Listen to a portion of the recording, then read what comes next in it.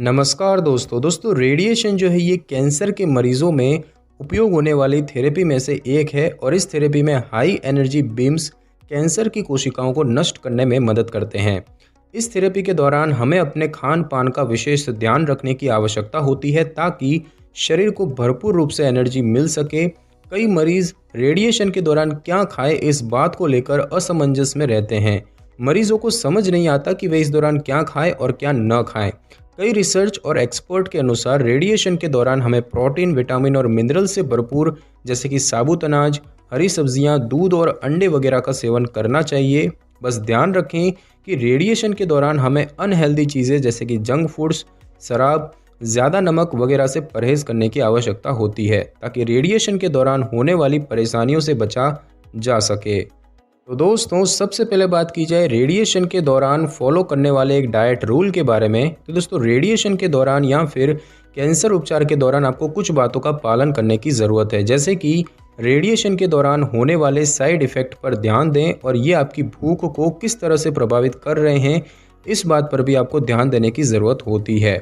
Therapy के दौरान doctor से विचार विमर्श करके आप अपने आहार में परिवर्तन कर सकते हैं। इस दौरान आपको अधिक से अधिक फल, सब्जियां, अनाज और लीन प्रोटीन को अपने आहार में शामिल करने की आवश्यकता होती है।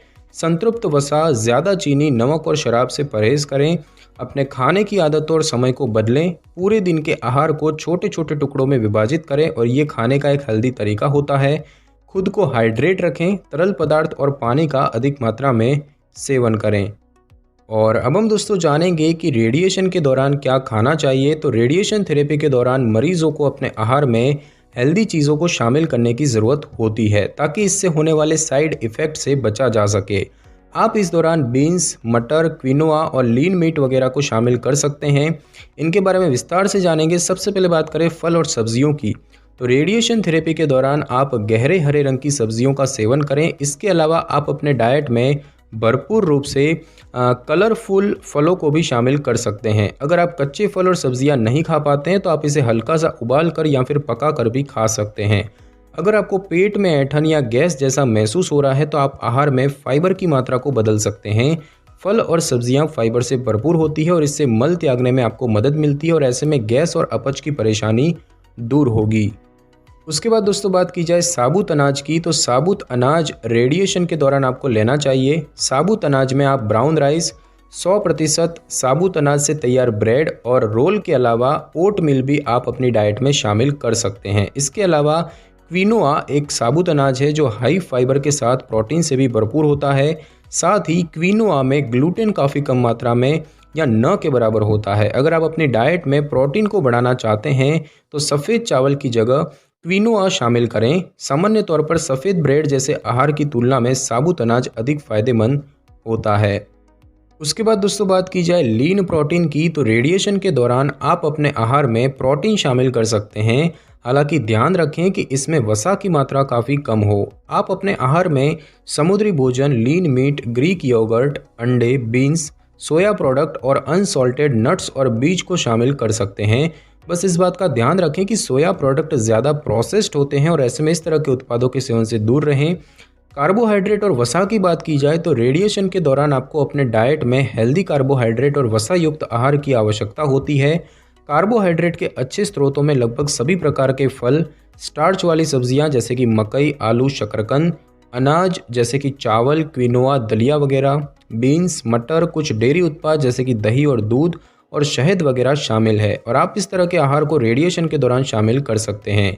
वही वसा की बात की जाए तो वसा के अच्छे स्रोतों में जैतून का तेल, नट, बीज और एवोकाडो वगैरह है। और उसके बाद दोस्तों बात की जाए विटामिन और मिनरल्स की। तो रेडिएशन के दौरान हमें अपने आहार में भरपूर रूप से विटामिन और मिनरल युक्त आहार को शामिल करना चाहिए। इस तरह का आहार शरीर की कोशिकाओं की उचित वृद्धि और विकास सुनिश्चित करने में मदद करता है।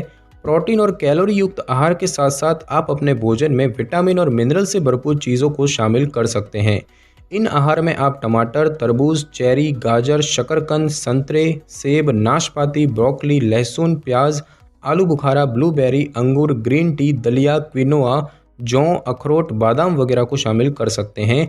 और इन सभी आहार में कई तरह के पोषक तत्व मौजूद होते हैं जो आपके शरीर को एनर्जी प्रदान कर सकते हैं और साथ ही रेडिएशन के दौरान हो रहे साइड इफ़ेक्ट कम हो सकते हैं। और अब हम दोस्तों जानेंगे कि रेडिएशन के दौरान क्या नहीं खाना चाहिए। तो रेडिएशन के दौरान हमें ज़्यादा नमक, शुगर और शराब जैसी चीज़ों से परहेज़ करने की आवश्यकता होती है और इस तरह की चीज़ों का सेवन करने से आपकी परेशानी बढ़ सकती है।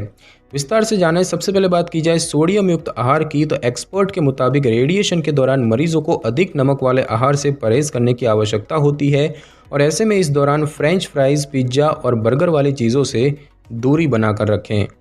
उसके बाद दोस्तों बात की जाए अतिरिक्त शर्करा की, तो शर्करा युक्त आहार आपके शरीर को बीमार कर सकती है, खास तौर पर अगर आप रेडिएशन थेरेपी ले रहे हैं तो इस दौरान अतिरिक्त शर्करा न लें। चीनी वाली चाय, शर्करा युक्त चॉकलेट और मिठाइयों जैसी चीज़ों से परहेज़ करें। शराब की बात की जाए तो रेडिएशन के दौरान शराब और धूम्रपान से दूरी बनाकर रखने की आवश्यकता होती है, क्योंकि इस तरह की चीज़ें आपके शरीर को कमज़ोर कर सकती है। और बात की जाए मसालेदार आहार की, तो मसालेदार चीज़ों का सेवन करने से आपको अपच और गैस की परेशानी बढ़ सकती है और इस स्थिति में रेडिएशन के दौरान चाट, पकौड़ी और अधिक तली भुनी चीज़ों से दूरी बनाकर रखें। तो दोस्तों, रेडिएशन थेरेपी के दौरान हमें हेल्दी चीज़ें जैसे कि हरी सब्जियां, फल, साबुत अनाज जैसे कि दलिया, ओट्स, क्विनोआ वगैरह का सेवन करना चाहिए। इस तरह के आहार से आपका शरीर जल्दी रिकवर हो सकता है। वही ध्यान रखें कि इस दौरान शराब, अधिक तेल मसाला, नमक और चीनी से दूरी बनाकर रखें। वही ढेर सारा पानी पिएं, लेकिन ध्यान रखें कि रेडिएशन के दौरान अपने आहार में किसी तरह का बदलाव करने से पहले एक बार डॉक्टर से परामर्श जरूर कर लें, ताकि डॉक्टर आपको उचित सलाह दे सके। तो दोस्तों, आज की इस वीडियो में बस इतना ही। अगर आपको मेरी ये वीडियो और जानकारी अच्छी लगी हो तो वीडियो को लाइक और शेयर कर दीजिए और कमेंट करना बिल्कुल भी ना भूलें। और अगर आप हमारे चैनल पे नए हैं तो चैनल को कर लें सब्सक्राइब और बेल आइकन के बटन को ज़रूर क्लिक कर लें, ताकि मेरी नई वीडियो की नोटिफिकेशन सबसे पहले आपको मिल सके। Thanks for your time.